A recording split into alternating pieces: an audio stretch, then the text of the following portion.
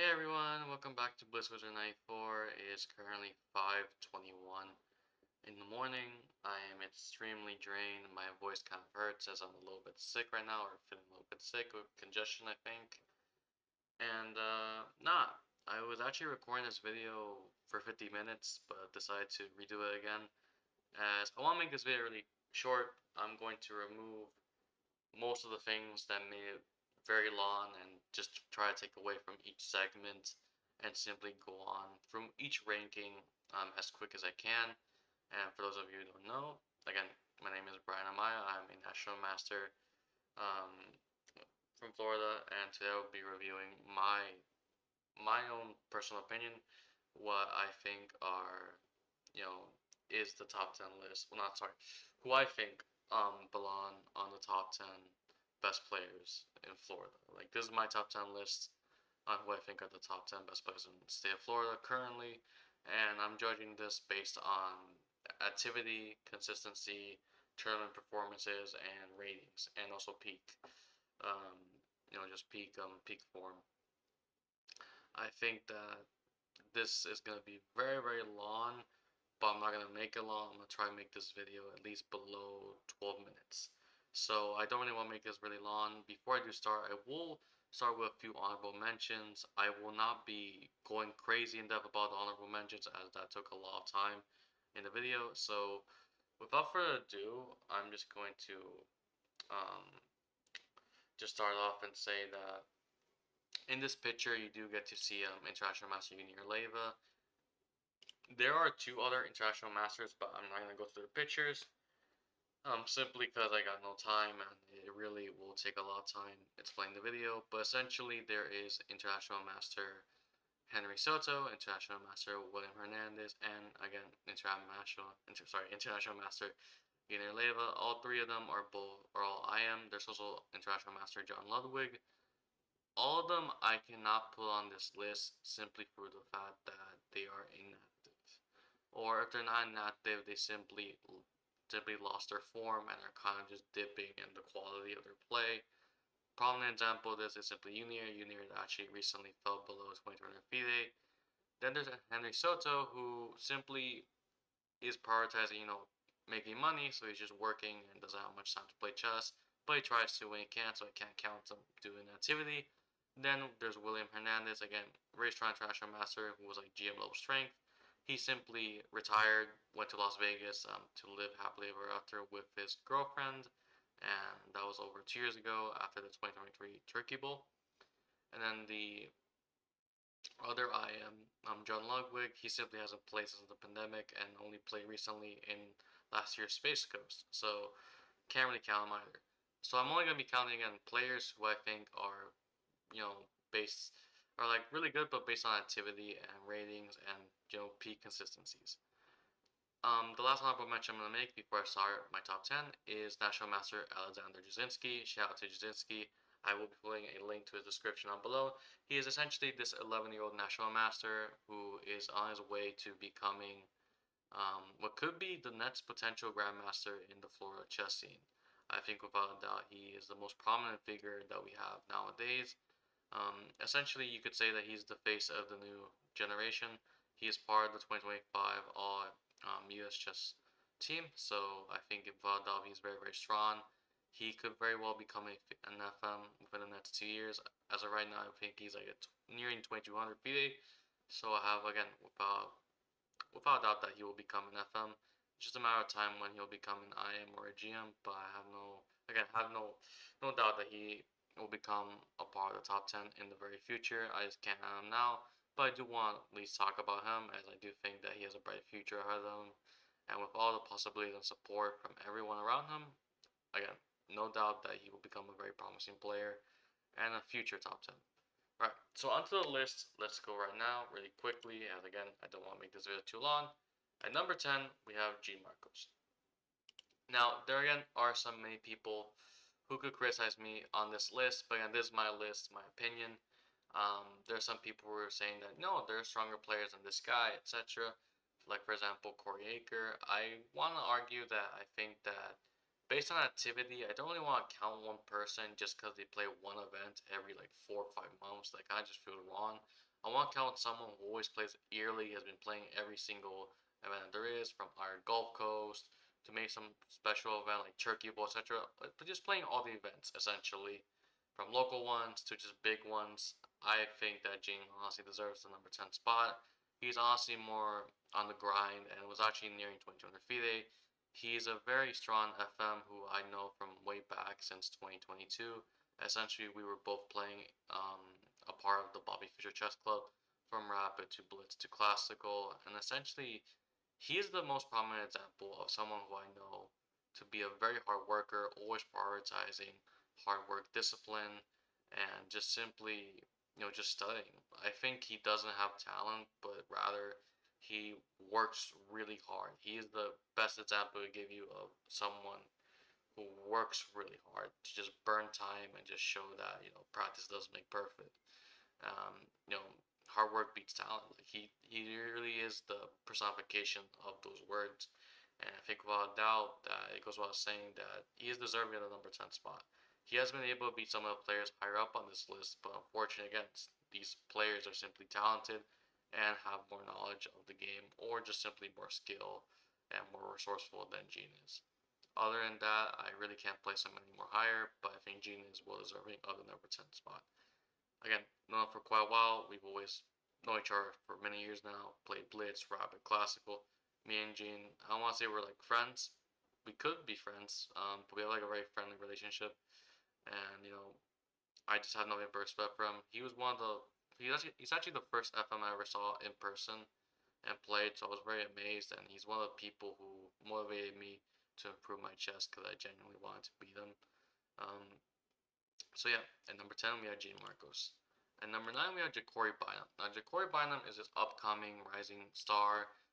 He actually did a lot for African American chess because I think he essentially broke a record becoming the first, not the first black NM, but he became another black NM, and he has just done really well. Again, he's part of the elites, one of the players with the most highest ratings in the Florida chess community. Right now, he's like 2300 something, and he's one of the only few 2300s on the Florida rankings.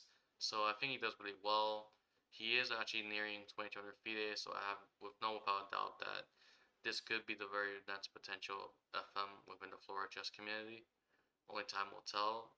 I really don't have much else to say about Ja'Cory. He's very intuitive, knows how to mitigate damage, and always simplify into very risk-free endgames where only really he could press. And I think he just has a very creative way of thinking. He tries to play like the engine, and he always tries to calculate and think intuitively. Very non-theoretical, and just very, very imaginative. I think he's just a really well-thought-out player. That's Ja'Cory Bynum at number 9. And number 8, we're going to get Brijesh Chakravarti. For lack of a better picture, the player I'm talking about is the little kid on the right who has a red shirt.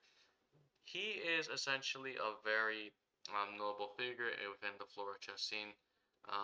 He actually broke a record. He was actually a 9-year-old national master, which was an insane thing at the time, and he was a well-known prodigy, always playing locally, always holding very strong players from even you know, Florida State championships. Like, he was holding players such as Grandmaster Louis Becerra, and is, in my opinion, the most frustrating person to deal with, or one of the most frustrating players to deal with on the top 10, as I've played them even personally from the club, Bobby Fischer, in Classical, and Rapid Blitz. I think that he is just really well known for always drawing out end games for like 6 hours straight, playing nothing. It could be opposite color bishop endgames, rook endgames, doesn't matter what it is. This guy will keep going at it until you make one mistake, and when you make one mistake, he does not forgive. He's really well known for this. He's able to simply capitalize on inaccuracies, and simply he enjoys the grinds. He enjoys grinding out very long sessions, and it's just insane the amount of consistency and just concentration that this guy has. Nothing but respect. Rajesh is honestly one of the people, along with Ja'Cory, who don't really necessarily have like a huge opening repertoire. They just simply have a really good understanding of chess, how to transform positions, focus on pawn structures, and simply rely on their intuition more than opening knowledge or theory. And number 8, we have Marvin Gao. Now, Marvin Gao is simply the recent, 2025 Floor State champion and the most chaotic player I want to see on this list, as he has a very complicated way of playing chess. He always plays with fire, and I think that he is the most imbalanced player on this list, always looking for ways to sack the exchange, sack pawns, sack pieces, just for an insane amount of initiative. This guy really embodies counterplay and loves playing to add fire on the board. Like if Shirov's book, Play Fire, or on the board, or I forgot what the name of this book is, this is literally what Marvin Gao does. He always tries to add fire to the board, and I think he does a really good job of doing it. He has a very insane calculation, um, and he also knows how to evaluate insanely. Like there could be so many imbalances, but if you just miss one small detail, Marvin is just ready to punish you and just be incredibly crazy with it. There's so many tricks. He's very sly with them. He's very really good, and he has a very tactical vision. Like this guy does not care. He could basically be blundering a rook, but it's just such a huge bluff that you don't even know if it's risky or if it's actually a really good move. He's really good at it, and just insane chess player. I've seen this guy before he was an NM up to now, and again, he's like high 2300s, nearing 2400, and there's a point where you can make an argument that, like, at least to me, I thought I could make an argument that he is well deserving of being in the discussion on number one. But I even asked Marvin on Insta what he thought, and he's like, "No, I'm still not there yet." But I think that without doubt, he's within the top 10. I can't really put him out of the top 10. He's just deserving of it. I think that if he did have a lot more passion for chess and put a lot of work in, he's essentially capable of IM level strength.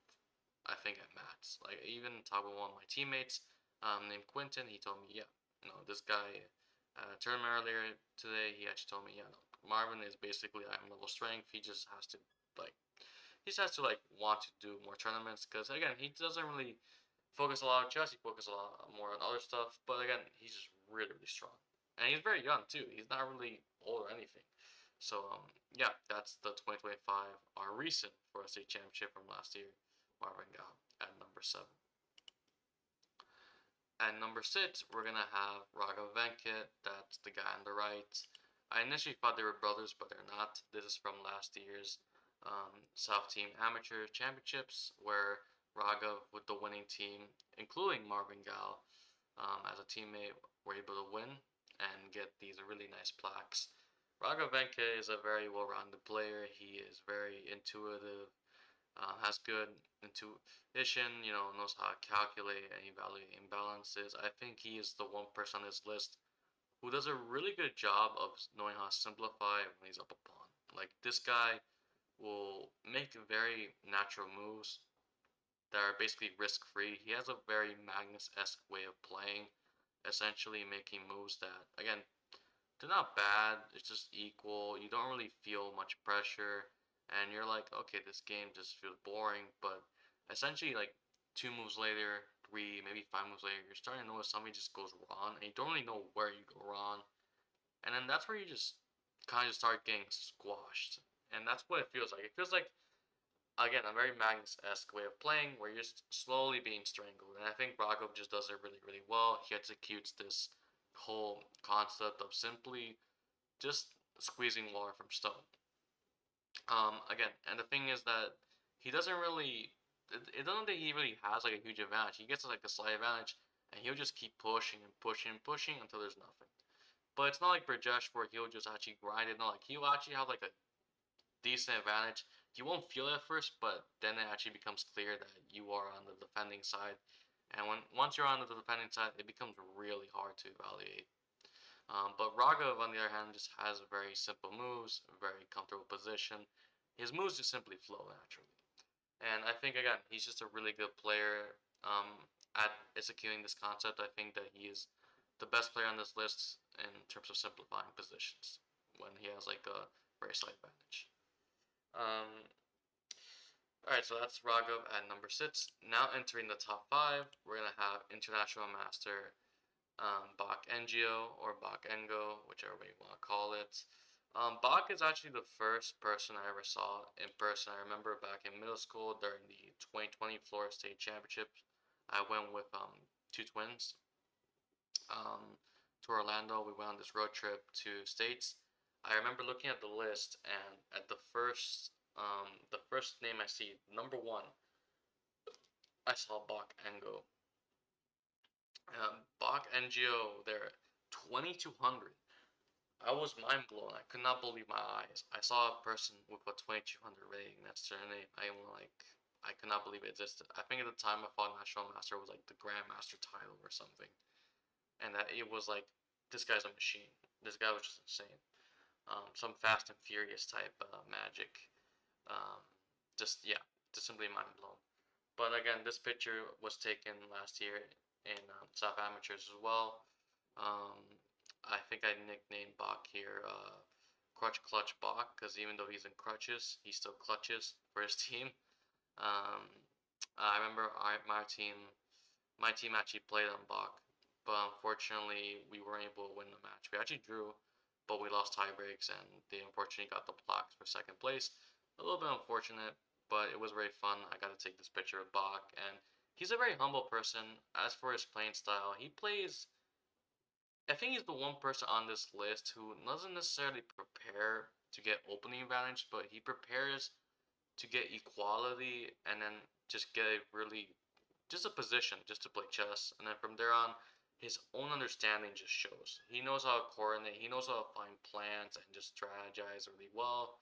And he's the one guy who plays like very precise. I think he plays really precise chess where it's more like engineized, and you have to really know how to evaluate precisely.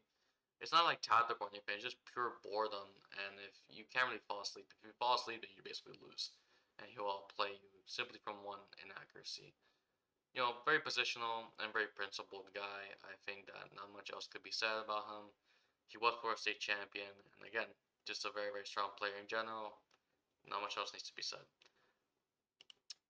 Entering number 4, we have Grandmaster Vladimir Gorjaev. I don't really have many good pictures of him, but this is one from a couple years ago. He does represent Macedonia, um, and Gorjaev. I don't really know much of him other than the fact that he is a resident GM. He's been playing in Florida for so many years. One of the strongest grandmasters we have, always playing at states, etc., and he always performs.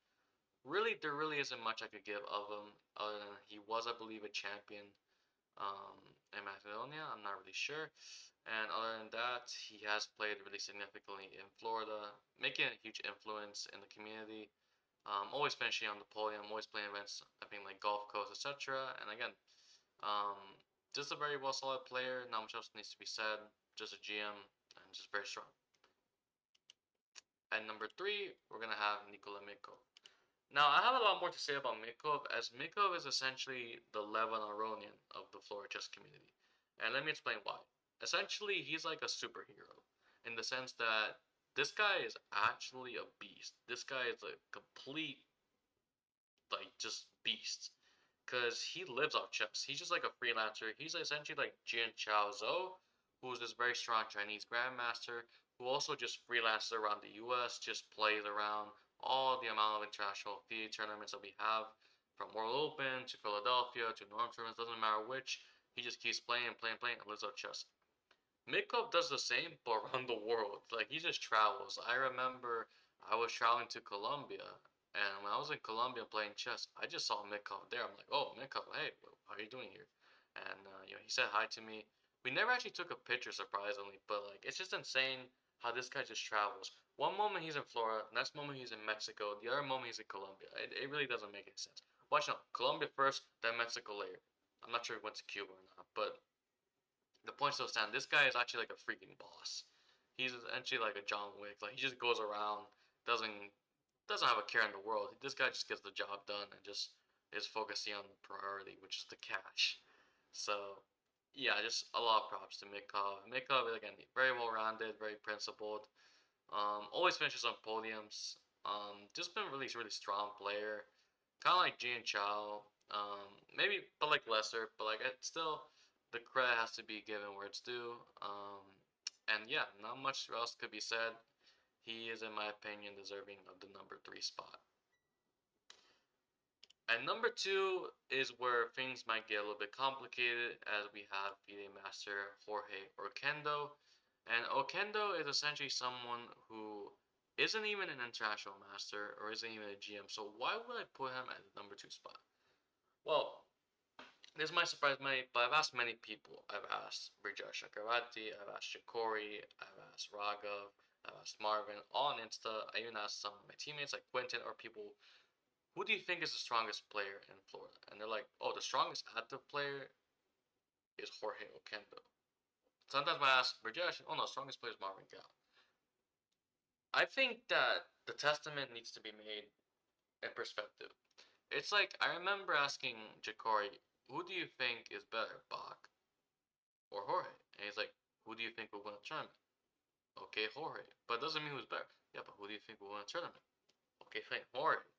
And it just goes to show, because this guy, even recently, this is back in 2017 when he won the Florida State Championship. I just showed this picture because he looks like a complete GOAT um, in this picture. This is how he looks now. This was a recent event, I believe, last year in December.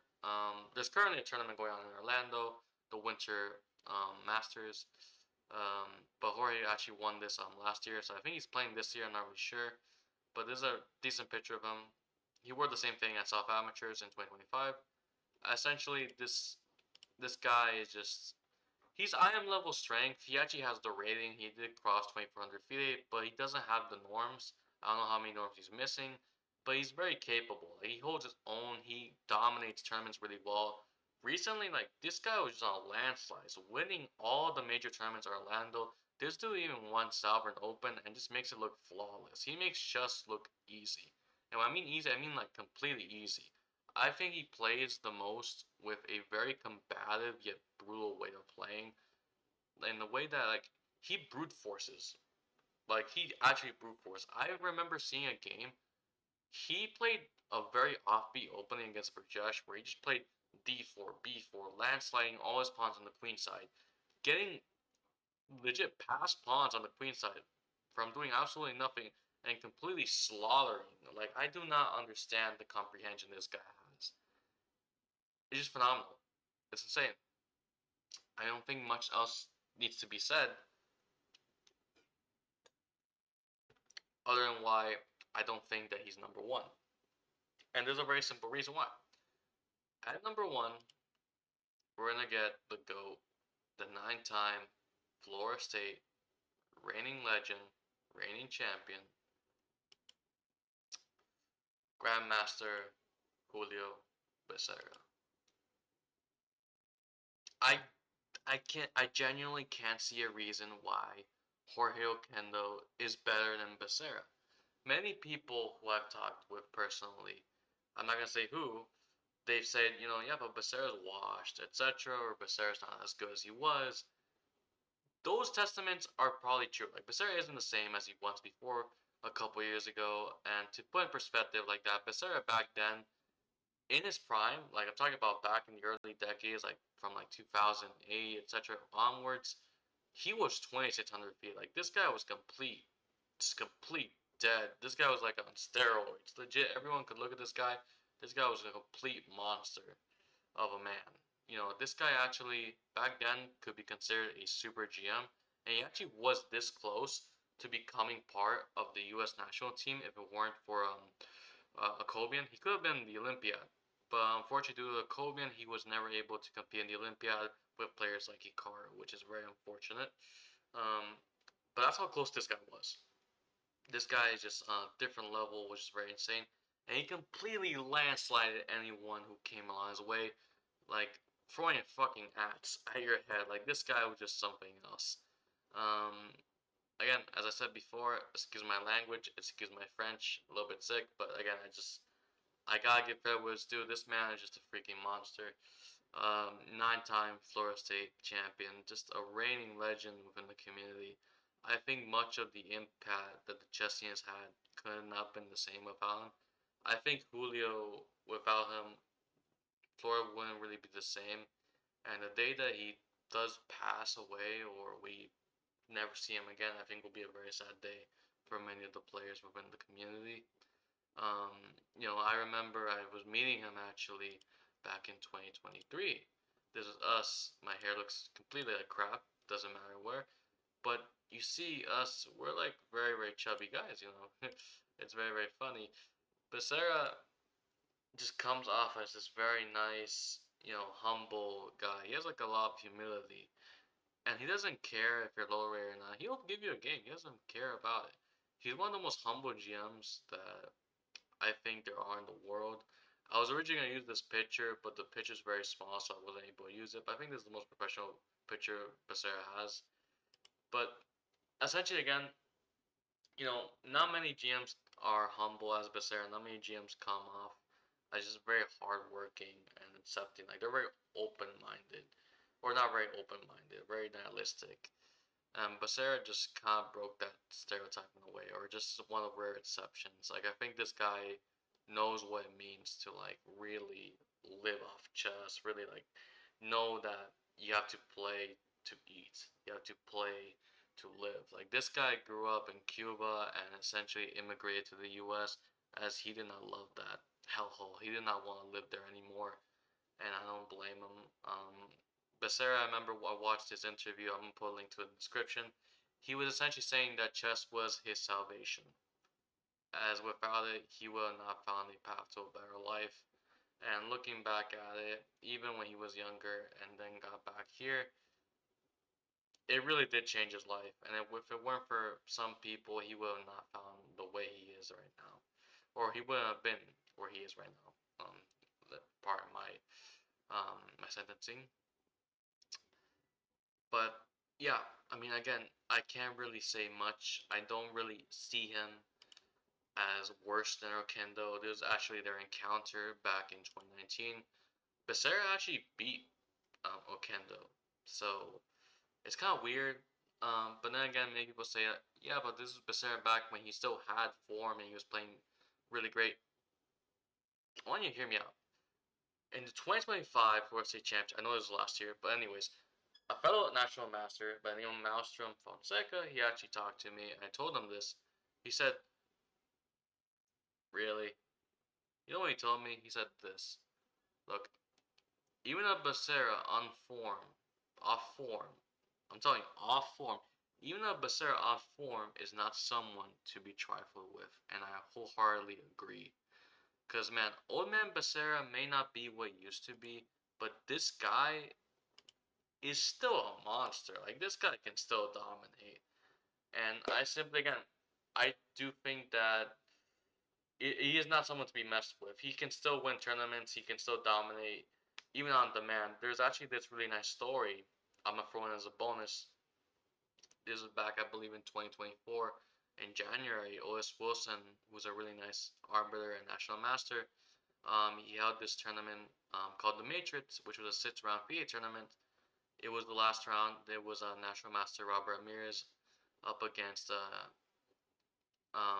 National Master Rob Ramirez up against International Master Junior Leva in the last round on board 1. Becerra, who was sitting right next to him, board 2, facing Nikola Mikko with black. I'm telling you guys, with black. He was looking at him, telling him, hey, I want you to let you know, if you guys draw, I'm going to win. If you guys think it's going to be easy just drawing and getting the hell out of here, I'm taking you with me. I'm gonna win that trophy. I'm gonna win that cash. Just watch me. And they're like, okay, fine. Good luck with that. They drew their game. They leave. And Becerra cold-heartedly slaughtered the floor with Nikola Mikko. Mikko got completely wiped clean and was just slaughtered bloody on the board. Legit nothing. It was just insane. He was just completely destroyed. Becerra paralyzed his pieces, launched a whole avalanche on the queen side, created passed pawns, connected passed pawns. Or even with Isaac, it doesn't matter. Mikov got 2 rooks for the queen. It didn't matter. The attack, everything was just completely brute force. Like this guy paralyzed, immobilizing all his pieces in the back range, creating his own passed pawn. And Mikov, despite having the possibility to create his own passed pawn, just resigned. He's like, I know a dead man when I see one, and I'm not continuing this. Props is props. Becerra, he might not be the same as before, but this guy can still do it. This guy, old man Becerra, is a fucking ghoul. This guy is a fucking legend. He will cross the floor and swipe the floor of anyone. Doesn't matter who it is. I think that this guy still performs really well, and this guy is a legend in the floor chess community. Still kicking ass. You know, it might be a lot of glaze. I don't care. It might be a lot of praise. I think that's just how strong he is. He could be not the greatest GM in the form. Doesn't matter, bro. This guy's been able to hold players for like 2,600, even off form. Like even a couple years ago, like I think he even held like Bortnick and held other strong players. He's held a Kobe and he's held many strong players. He's beat Hikaru.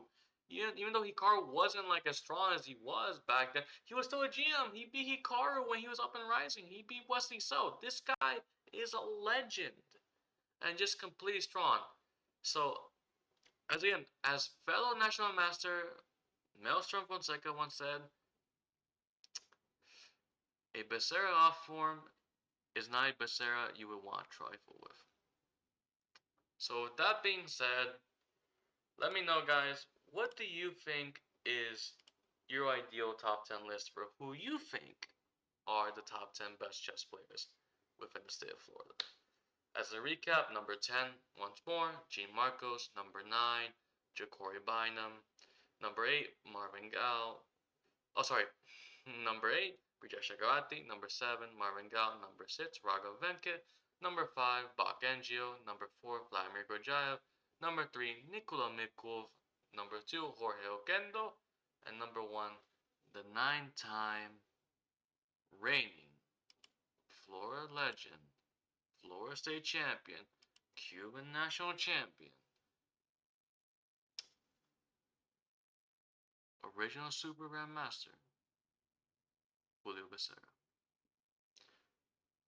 I nicknamed this guy the Cuban Gold Chess because